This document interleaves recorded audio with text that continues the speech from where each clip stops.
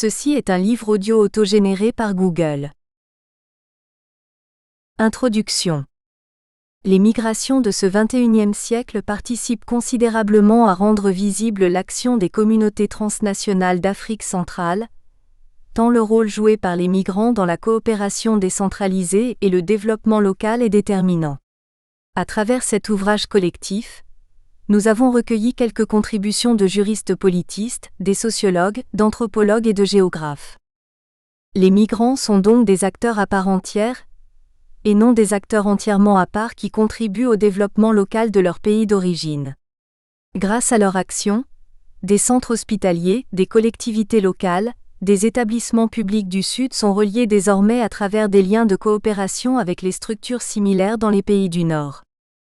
Cette globalisation est désormais visible et intègre toutes les sphères sociales des pays d'Afrique centrale. Cette étude est donc le fruit de travaux des chercheurs de terrain engagés dans les pays comme le Congo-Brazzaville, le Cameroun, le Gabon et le Niger. Les contributions des différents chercheurs abordent les thématiques suivantes. La migration, notamment l'apport des migrants congolais vus dans les collectivités locales françaises. Le développement local. La décentralisation. Et la gouvernance locale. Sur la migration, il s'agit surtout d'analyser l'apport des migrants qui sont des acteurs du développement local et de la coopération décentralisée, tandis que sur le développement local, il nous a paru essentiel de répertorier les expériences de réussite de ce mode de développement dont les bénéficiaires sont les populations et les territoires. À propos de la décentralisation, les travaux des chercheurs décrivent les enjeux et les perspectives de ce concept avec des expériences diverses et variées. Sur les migrations de ce XXIe, le rôle des migrants dans la décentralisation, la gouvernance locale et la coopération décentralisée est déterminant. Si pour Brice Arsène Mankou, sociologue et élu local français de la ville de Lens, le processus de décentralisation au Congo-Brazzaville est une chance pour le développement économique de ce pays, pour Fred Jérémy Medou, la gouvernance des collectivités territoriales décentralisées au Cameroun souffre de plusieurs écueils parmi lesquels celui du transfert des compétences qui, selon lui, doit s'accompagner de celui des ressources. La question du transfert des compétences et des ressources, notamment financières, est un véritable serpent de mer pour les collectivités locales en Afrique. Peut-on faire de la décentralisation sans ressources financières ? Cette question est au cœur des défis qui se posent aux collectivités locales africaines. D'où le recours à la coopération décentralisation pour certaines de ces collectivités locales, dont la survie dépend essentiellement de l'État central. Zachary Aboubakar, en présentant la coopération décentralisée, notamment ses enjeux et perspectives dans la ville de Zinder au Niger, souligne avec force que la recherche d'un mieux-être pour ses concitoyens de Zinder a toujours constitué une vocation. Ainsi, les résultats auxquels ils sont parvenus dans cette ville révèlent bien que sans la coopération décentralisée, cette ville ne connaîtrait pas des projets significatifs dans les secteurs sociaux de base tels l'accès à l'eau potable, la santé et l'éducation. Cette coopération décentralisée est désormais portée aussi par les migrants qui agissent ici et là-bas, dans une logique transnationale. Cette coopération décentralisée selon Matip Kendeg a plusieurs logiques, parmi lesquelles une logique coloniale qui appelle un mode de gestion plutôt endogène, c'est-à-dire plus près des réalités sociopolitiques de nos États africains. Or, à l'heure de la mondialisation où le monde devient un village planétaire au sens de McLuhan, un des défis qui se posent aux collectivités locales est bien celui de l'action internationale de ces collectivités. Dans cette perspective, Brice Arsène Mankou a créé un institut de formation aux métiers de la ville, IFMV, dont l'objectif est l'échange d'expériences entre élus français et africains. Présentation de l'IFMV. L'IFMV a pour objectif sur le court terme la réalisation d'un premier séminaire sur la décentralisation, gouvernance locale et coopération décentralisée en Afrique centrale, enjeux et perspectives en Afrique centrale. Le lancement de la licence professionnelle sur les métiers de la ville, avec le concours de son partenaire l'UIB, Université internationale de Brazzaville. L'IFMV s'est déjà accordé avec les intervenants du séminaire. L'IFMV a pour objectif sur le long terme l'adéquation de l'administration territoriale avec la réalité socio-économique des pays d'Afrique centrale, le renforcement des capacités des élus, techniciens et fonctionnaires territoriaux des pays d'Afrique centrale, le soutien dans l'accompagnement et la formation efficace du personnel qualifié dans les métiers de la ville, à savoir les filières administratives et politiques de la ville, de développement local et urbain, d'assainissement et de gestion de l'environnement, de diffusion technologique et de la culture. Le regroupement des experts dans le domaine de la décentralisation, du développement local, de la politique de la ville, du management de projet, de la gestion financière locale, de l'élaboration des appels d'offres et de la vie associative et d'animation l'administration générale. L'amélioration du cadre de vie des citoyens d'Afrique centrale. L'IFMV est une association loi 1901, créée le 4 novembre 2014 à Vaux-le-Pénil dans le département de Seine-et-Marne en France. L'IFMV se veut un outil d'accompagnement du processus de décentralisation en Afrique centrale, par le biais de la formation des élus locaux. Ainsi l'association entend combler l'absence, la formation des élus étant toujours pointée comme l'un des problèmes de la décentralisation de ce pays. L'IFMV compte mettre en œuvre en République du Congo, avec l'appui de l'École des affaires publiques d'Ottawa au Canada, Sciences Po France, et le Centre national de la fonction publique territoriale, France, des modules de formation continue.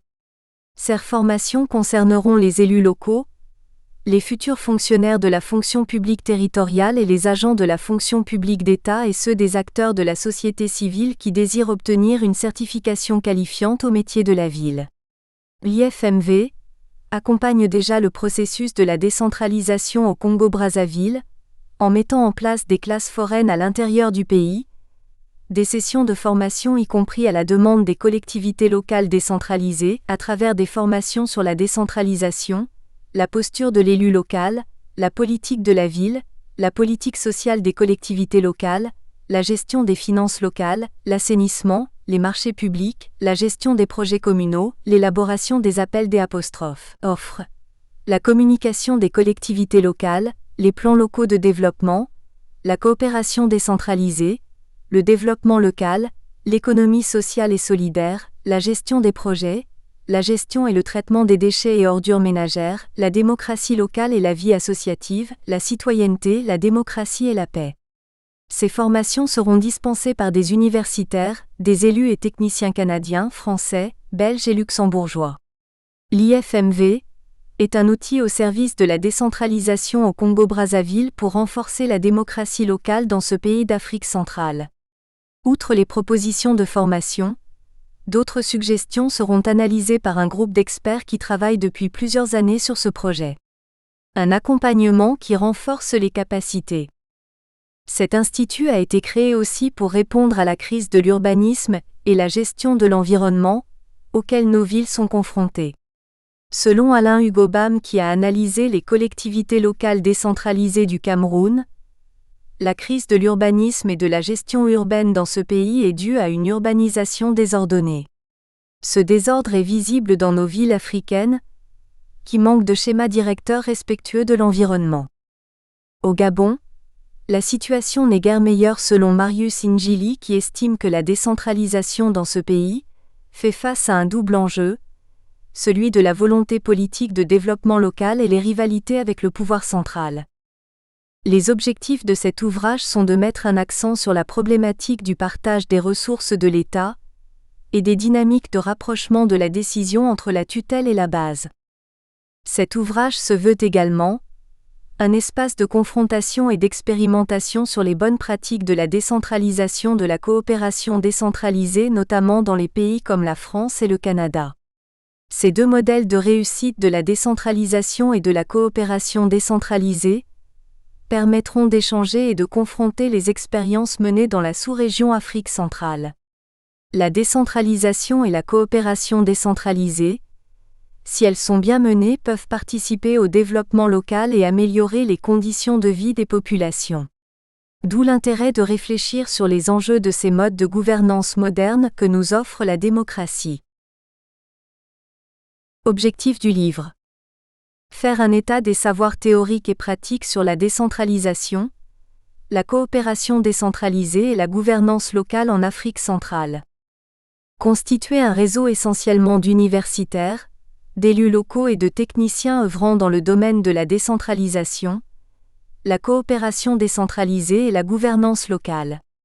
Ce réseau fonctionnera comme un observatoire de bonnes pratiques de la décentralisation, de la coopération décentralisée et de la gouvernance locale. Favoriser les échanges autour des expériences réussies dans les domaines décentralisation, coopération décentralisée et gouvernance locale. Thématique du livre. Les thématiques sur lesquelles cet ouvrage se fonde autour des axes suivants. 1. Migration et coopération décentralisée. L'apport des migrants originaires du Congo-Brazzaville. 2. Déconcentration et décentralisation. Cet axe permet d'éclairer la déconcentration qui touche les services publics et la décentralisation qui concerne les collectivités locales. Déconcentration et décentralisation, de quoi parle-t-on ? Comment faire en sorte que les services déconcentrés de l'État travaillent en bonne intelligence avec les collectivités locales, pour le bien des populations ? Comment éviter les conflits de compétences entre différentes entités administratives ? Comment réguler les politiques publiques entre l'État et les collectivités locales ? Quelle relation de pouvoir entre pouvoirs de tutelle ? 3. Coopération décentralisée et développement local. La coopération décentralisée peut permettre de mettre les acteurs sociaux, la société civile et les diasporas au service du développement local. Faut-il que chaque composante trouve sa place dans le processus de la décentralisation et de la gouvernance locale ? Le développement local permet aux populations de participer à la démocratie locale, et la coopération décentralisée est un axe majeur qui permet aux collectivités locales des pays développés et des diasporas de travailler sur des projets de base dans les domaines de la santé, d'urbanisation et d'éducation. Première partie, décentralisation, déconcentration. Dans cette première partie, nous avons 3 contributions intitulées Brice Arsène Mankou, la décentralisation, une chance pour le développement économique du Congo. Marius Indjieley, la décentralisation au Gabon. Entre volonté politique de développement local et rivalité de pouvoir. Charles Luanga Marcel Matip Ndeg, décentralisation, gouvernance locale et coopération décentralisée en Afrique centrale, enjeux et perspectives au Cameroun. Première partie. Cette première partie de l'ouvrage a consisté à clarifier les concepts de décentralisation et déconcentration à travers 3 contributions. Si le Dr Brice Mankou présente la décentralisation comme une chance pour le développement économique du Congo, le Dr Marius Indjieley, lui a insisté sur les enjeux de la politique de la décentralisation au Gabon, pays frontalier du Congo. Quant à Matip Ndeg, la décentralisation telle qu'elle se pratique en Afrique centrale ne prend pas assez en compte les réalités endogènes, car selon lui, la décentralisation en Afrique centrale est calquée sur le modèle de l'État colonial. Ce qui se comprend aisément, car la décentralisation est un mode de gouvernance importé de la France où elle a une longue tradition depuis déjà 1982. Résumé. La décentralisation apparaît au Congo comme une chance pour le développement économique de ce pays d'Afrique centrale. Avec la politique de municipalisation accélérée entreprise par le gouvernement en 2006, qui a permis de mailler le pays en grandes infrastructures de base, hôpitaux, écoles, stades, c'est l'amorce d'une politique de décentralisation qui s'enracine désormais au Congo. Quelle décentralisation pour quel développement économique du Congo ? Cette contribution se propose à partir d'un état des lieux d'analyser la décentralisation au Congo, en tant que mode de gouvernance. Mots-clés. Afrique centrale Congo, décentralisation développement économique. La décentralisation, une chance pour le développement économique du Congo. Brice Arsène Mankou. Qualifié maître de conférence, section 19, enseignant à l'Université du Littoral de Dunkerque, Université de Lille, CLERSE, UMR 8019, président de l'IFMV. S'il est un mode de gestion publique dont l'efficacité sur le double plan territorial et participatif a fait ses preuves en France, c'est bien la décentralisation dont on peut être fier depuis son expérimentation en 1982. En effet, la décentralisation est née grâce au projet de loi relative aux droits et libertés des communes, des départements et des régions qui fut le premier projet de loi soumis au Parlement nouvellement élu. Cette loi sera ainsi votée le 28 janvier 1982 et promulguée le 2 mars de la même année par le gouvernement de Pierre Mauroy, alors Premier ministre français. Aujourd'hui, l'Afrique francophone s'est emparée de cette notion de décentralisation avec des approches différentes d'un État à un autre et d'une ville à une autre. Nous allons présenter dans cette contribution le cas de la décentralisation en France et au Cameroun. De Dakar à Abidjan, en passant par Yaoundé, Libreville et Brazzaville, la décentralisation a été proclamée sans même souvent définir son contenu, son mode opératoire et les effets induits de ce mode de gouvernance. La décentralisation dans nos États n'a pas véritablement produit les effets escomptés, et ce à cause de la perception non partagée autour de ce concept. Or, comme l'écrivait Camus, mal nommer les choses, c'est ajouter au malheur du monde, et l'un de nos malheurs au Congo, c'est la non-effectivité de la décentralisation qui est pourtant un des piliers de la démocratie et du développement local dans ce pays phare d'Afrique centrale. Mais quelle décentralisation voulons-nous au Congo ? Pour quel modèle de développement local ?